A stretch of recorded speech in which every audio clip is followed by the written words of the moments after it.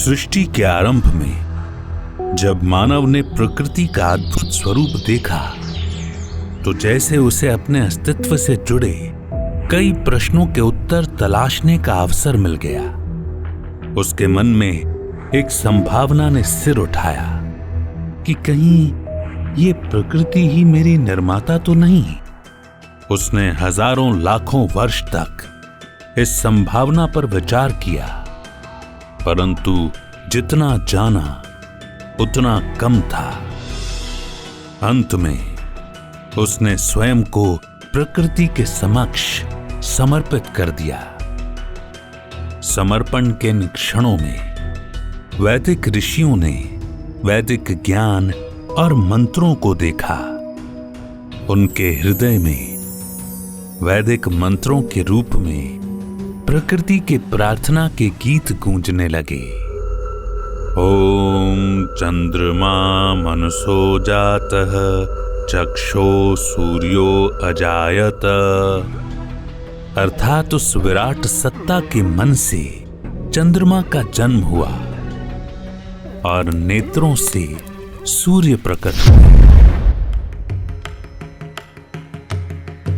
ऋग्वेद के पुरुष सूक्त के इस मंत्र ने कहा कि सूर्य देव परमात्मा के नेत्रों से बने हैं। जिज्ञासा अभी समाप्त भी नहीं हुई थी कि उसे ज्ञात हुआ कि प्रकृति भी किसी विराट की कृति है। प्रकृति रचनाकार नहीं वरन स्वयं उस विराट की रचना है। वैदिक ज्ञान सहायक बना और मानव बुद्धि ने निष्कर्ष निकाला कि यदि मैं आत्मा हूं तो निश्चित ही मुझसे परम कोई है। इस प्रकृति से परे भी कोई परमात्मा अवश्य है, परंतु वह दिखता नहीं। किसी ने उसे देखा नहीं, उसे केवल अनुभव करना संभव है। उसकी ही कृति में, इस प्रकृति में, इस सूर्य में, इस चंद्र में, इस समुद्र में, वर्षा के जल में, इस अग्नि, मिट्टी, जल, वायु और आकाश में, इस विचार पर जैसे मानव मन ठहर गया कि हां, प्रकृति ही परमात्मा है। यह भाव वैदिक काल से आरंभ होकर भक्ति काल तक सदैव जीवित रहा और आज भी हमारे धार्मिक और सांस्कृतिक उत्सवों में प्रतीकों के रूप में गूंज रहा है। इस उथल पुथल के बीच मानव मन ने परमात्मा के निर्गुण और सगुण, व्यक्त और अव्यक्त सभी रूपों की उपासना की। अनुभव के आधार पर परमात्मा के साकार और सगुण रूप को विग्रह रूप दिए और प्रतीक चिन्हों के रूप में कला के विभिन्न आयामों में समाहित किया। ये सभी एक दूसरे से पूर्णतः भिन्न थे, परंतु इनमें एक सत्य साझा रहा और वो है परमात्मा और प्रकृति का संग। यही कारण है कि श्रद्धा और विश्वास के मत तो परिवर्तित हुए, परंतु उनमें प्रकृति तत्व का समावेश नहीं बदला। सूर्य, नाग और सिंह से जुड़ी ये कथा प्रकृति से परमात्मा की इस सतत यात्रा की एक झलक है। सूर्य देव की उपासना करने वाले धार्मिक संप्रदाय को सौर कहा गया। उन्होंने प्रकृति की एक ऐसी अभिव्यक्ति को ईश्वर स्वीकारा जो सनातन है। सूर्य वास्तव में प्रत्यक्ष देवता हैं, परंतु क्या सूर्य केवल सौर मतावलंबियों तक सीमित रहे? नहीं, सूर्य विवस्वान के रूप में मानवीकृत होते हैं और महर्षि कश्यप के पुत्र कहलाते हैं। उनका वंश सूर्य वंश के रूप में प्रसिद्ध होता है। वही सूर्य वंश जिसमें श्री विष्णु दशरथ पुत्र श्री राम के रूप में जन्मे। यदि धार्मिक मतों की दृष्टि से देखें तो श्री राम विष्णु के अवतार हैं, परंतु वे सूर्य से जुड़कर सूर्यवंशी हो जाते हैं। उनकी ध्वजा और उनके मुकुट पर सूर्य चिन्ह अंकित हो जाता है। रामचरितमानस में सूर्य का महत्व उस समय और बढ़ जाता है जब महर्षि अगस्त्य श्री राम को अक्षय ऊर्जा प्रदान करने वाला आदित्य हृदयम स्तोत्र देते हैं। ये तथ्य सिद्ध करता है कि भारतीय संस्कृति में सूर्य केवल देवता नहीं वरन उनकी पहचान एक अक्षय ऊर्जा स्रोत के रूप में भी है। यही सूर्यदेव एक बार फिर देव रूप में देवों के वैद्य अश्विनी कुमारों के पिता बनकर आते हैं और अपने चिकित्सीय महत्व को हमारे समक्ष रखते हैं। आज भी जिस प्रकार से योग में सूर्य नमस्कार और प्रातः काल सूर्य को अर्घ्य देने की परंपरा भारतीय संस्कृति में शामिल है, वो बताता है कि हमने सूर्य के रूप में प्रकृति में परमात्मा को केवल माना नहीं है वरन उसे जीवन शैली का अभिन्न अंग बनाया है। सौर मत के अनुसार सूर्य को ईश्वर मानना सहज प्रतीत होता है क्योंकि वे प्रत्यक्ष देव हैं, निरंतर हमारे जीवन को संचालित करते हैं। परंतु जब हम शैव मत में आते हैं तो कुछ आश्चर्य में डालने वाले प्रकृति के रूप हमारे समक्ष आते हैं। शैव के इष्ट भगवान शिव हैं, जिनकी सवारी नंदी हैं। उनकी जटाओं में गंगा है, मस्तक पर चंद्रमा को स्थान प्राप्त है और गले में विषधर मणिधर शेष नाग हैं। आश्चर्य ये है कि नाग एक ओर जहां शेषनाग के रूप में शिव के साथ शोभित हैं तो वहीं वैष्णवों के पूज्य श्री विष्णु की शैया भी बन जाते हैं। त्रेता में श्री राम के छोटे भाई लक्ष्मण को शेषनाग का अवतार कहा जाता है तो द्वापर में श्री कृष्ण के बड़े भ्राता बलराम भी शेषनाग हैं। नागों की उत्पत्ति के संबंध में भागवत पुराण कहती है कि वे कश्यप ऋषि और कद्रु की संतान है।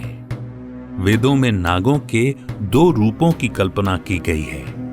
मंगलमय रूप का नाम अहिर्बुद्ध है तथा हानिकारक नागों को वृत कहा गया है। अहिर्बुद्ध नागों को ही नाग देवता मानकर पूजा जाता है। अथर्व वेद में शिवित्र, स्वज, पुदाक, कलमाश ग्रीव और तिरश्चिराजी नामक 5 ऐसे नागों का उल्लेख है जो उत्तर, दक्षिण, पूर्व, पश्चिम और वायुमंडल के रक्षक बताए जाते हैं। नागों से जुड़ी गाथाओं की चर्चा करें तो वासुकी नाग और समुद्र मंथन से जुड़ी घटना को कौन नहीं जानता। जब देवों और असुरों ने अमृत के लिए समुद्र मंथन करने का निश्चय किया तो मंदराचल पर्वत को मथनी बनाया गया और उस मथनी को मथने के लिए रस्सी का कार्य नागों के राजा वासुकी ने किया। इसका अर्थ है सृष्टि में नवरत्न की उत्पत्ति से जुड़ी इस युग परिवर्तनकारी घटना के केंद्र में भी नागदेव ही हैं। नागदेव के सहयोग के स्मरण का अवसर हमें सिंहस्थ के समय पर प्राप्त होता है और इसका साक्षी बनता है मध्य प्रदेश का उज्जैन, क्योंकि उज्जैन उन 4 नगरों में से एक है जहां समुद्र मंथन के समय अमृत की बूंदें गिरी और मां क्षिप्रा अमृतमयी हो गईं। अमृत और अनुपम रत्नों के वितरण का केंद्र बिंदु महाकाल वन उज्जैन ही था और कुछ समय बाद उज्जैन काल गणना आध्यात्मिक धार्मिक शक्तियों के समाज में पुनर्संस्कार तथा जलवायु परिवर्तन के समागम के रूप में विश्व के सबसे पहले और निरंतर प्रवाहित होने वाले महापर्व के रूप में सिंहस्थ का प्रवर्तक भी बना।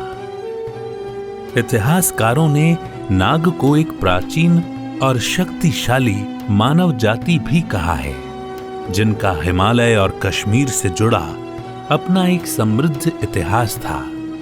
यह भी संभव है कि ये मानव जाति नागों को पूजने वाली कोई जनजाति हो, जिन्होंने नागों को अपना पूर्वज स्वीकारा।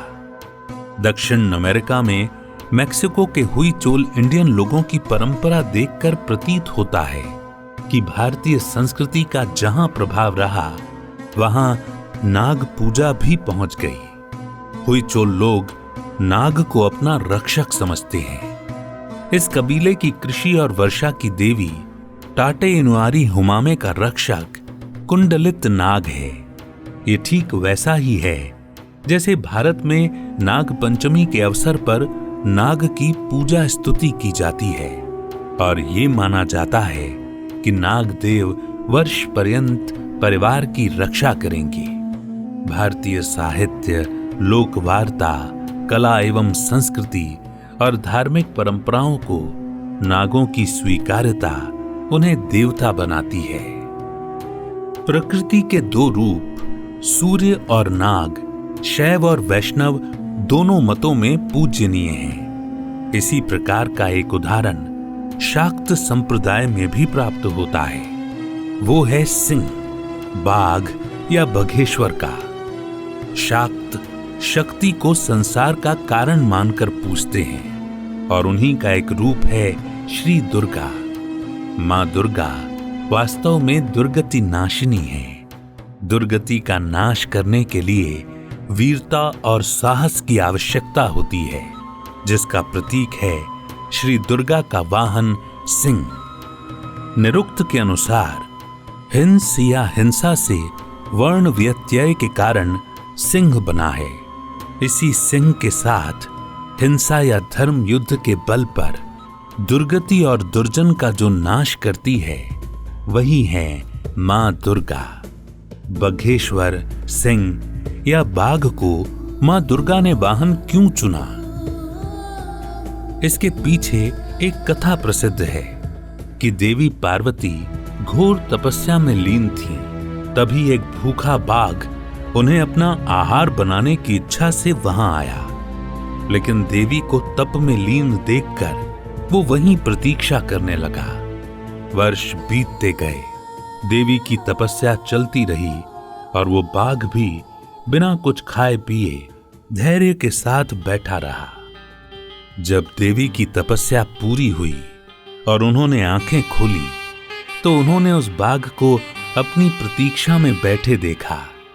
उसकी इस निष्ठा और तपस्या से प्रसन्न होकर मां ने उसे अपना वाहन बना लिया और बाघ बघेश्वर हो गए।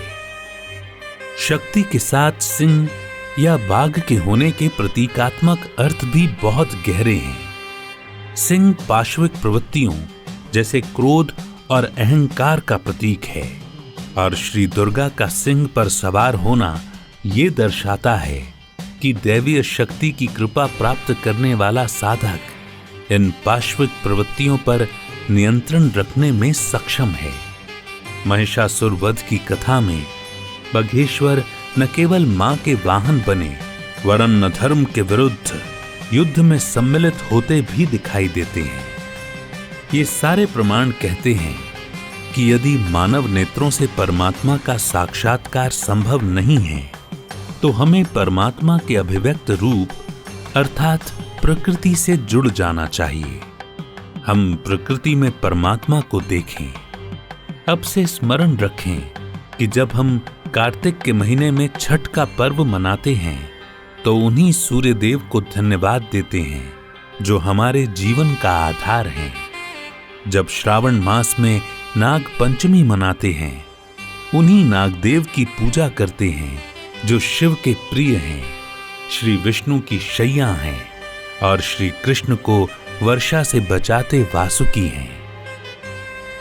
जब शारदीय और चैत्र नवरात्रि का उत्सव मनाया जाता है या बाघ दिवस पर बाघ संरक्षण की चर्चा होती है तो हम उन्हीं बघेश्वर, बाघ या सिंह के साहस और वीरता को सम्मान दे रहे हैं जो श्री दुर्गा या आदि शक्ति के साथ धर्म युद्ध में लड़ते हैं। जब हम ऐसा करेंगे तो विश्व को विश्वास दिलाएंगे कि भारत में प्रकृति से परमात्मा तक की ये यात्रा सदियों से चल रही है और हमारे त्योहारों में, हमारे कला प्रतीकों में, हमारी आस्था में, और हमारे जीवन में सदियों तक चलती रहेगी।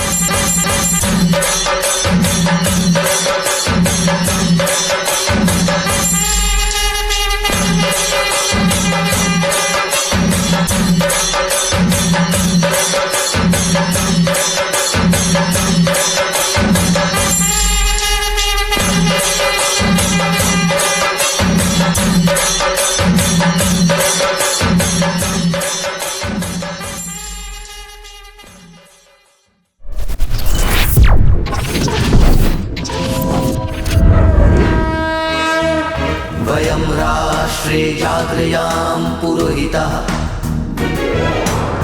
हम राष्ट्र आराधक भारतवर्ष को जागृत और जीवंत बनाएं। युग युगीन भारत के कालजयी महानायकों की तेजस्विता की गौरव गाथा